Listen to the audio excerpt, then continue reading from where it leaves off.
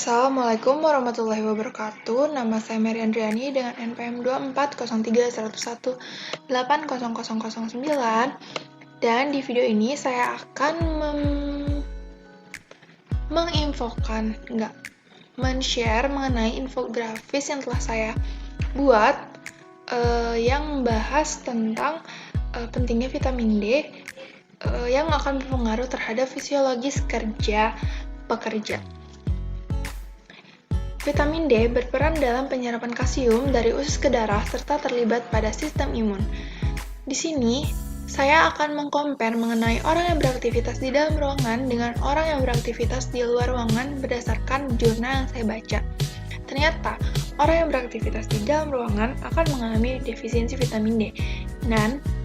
Nah, gejala vitamin D itu seperti mudah sakit, cepat lelah, nyeri otot, kepadatan tulang menurun, moody, dan rambut mudah rusak. Dan ini tuh semuanya akan berpengaruh terhadap kinerja seseorang yang sedang bekerja dalam melakukan suatu pekerjaannya. Jadi mereka tuh jadi nggak efektif dan efisien gitu dalam melakukan performa pekerjaannya karena kekurangan vitamin D. Dan berapa sih kira-kira kebutuhan vitamin D yang kita butuhkan? Untuk mengetahui ini berdasarkan serum 25-OHD yang kita punya. Untuk mengetahui serum ini kita harus ke laboratorium dulu biar tahu kita tuh serum 25-OHD-nya berapa. Tapi biasanya orang-orang itu 20-30. Dimana dosisnya itu 1000-2000 per harinya. Terus kalau misalnya 12-20 2000 per harinya, yang kurang 12 tanpa gejala 4.000-5.000 per harinya. Terus kalau kurang 12 dengan gejala itu 30.000 per minggunya. Gejalanya itu contohnya kayak gejala defisiensi yang di atas. Terus kenapa sih kita bisa kekurangan vitamin D? Yang pertama karena kita kurangnya paparan sinar matahari atau UVB. Karena matahari itu kan ada sinar UVB yang yang yang akan sebagai fasilitatornya untuk vitamin D lah. Terus kalau kita kurangnya paparan sinar matahari, kita mesti ngapain? Kita mesti exposure sinar matahari. Berjemur antara jam 10 sampai jam 3 selama 15 menit, karena itu akan memberikan 1000 IU. Ingat balik lagi di atas karena kita manusia normal, nggak manusia normal sih, maksudnya kalau misalnya kita vitamin D-nya udah normal itu kan biasanya 20-30 dan itu 1000-2000 per harinya. Dari matahari aja kita udah mendapatkan 1000 IU karena subhanallah banget gitu. Tinggal setengah lagi dari mana?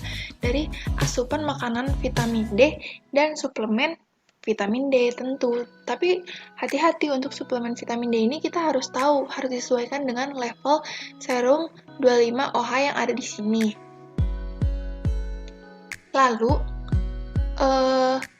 proses matahari itu biar si vitamin D bekerja itu gimana? Jadi awalnya matahari dia tuh akan mentransfer sinar UVB, dimana akan mengaktifkan vitamin D3 25-OH yang ada di tubuh kita. Untuk menjalani fungsi organnya, kita itu harus membutuhkan food and suplemen biar si vitamin D3 ini bekerja dengan maksimal.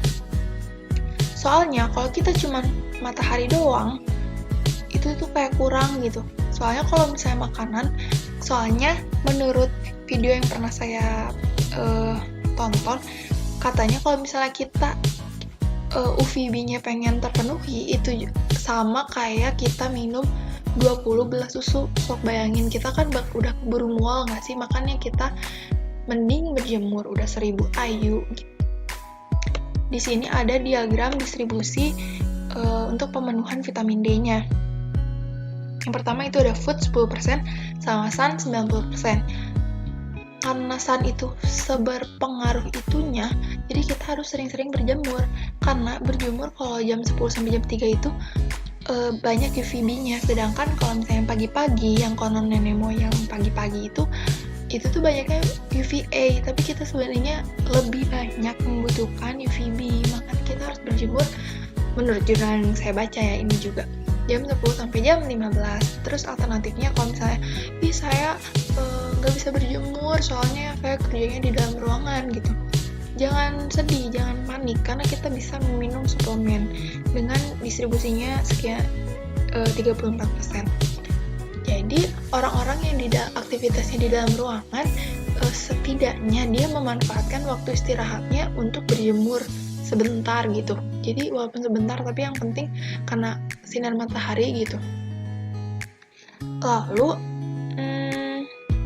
di sini ada info yang tidak ada di poster.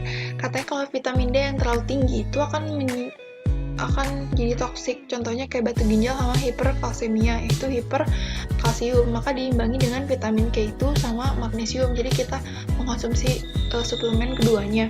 Soalnya vitamin K itu dia jadi aktif gitu. Kalau vitamin D-nya berlebih, nanti dia akan mengangkut kalsium ke tulang dan gigi. Sedangkan magnesium akan mengaktifkan vitamin D3 yang kita minum dari matahari, lalu untuk diaktifkan di ginjal.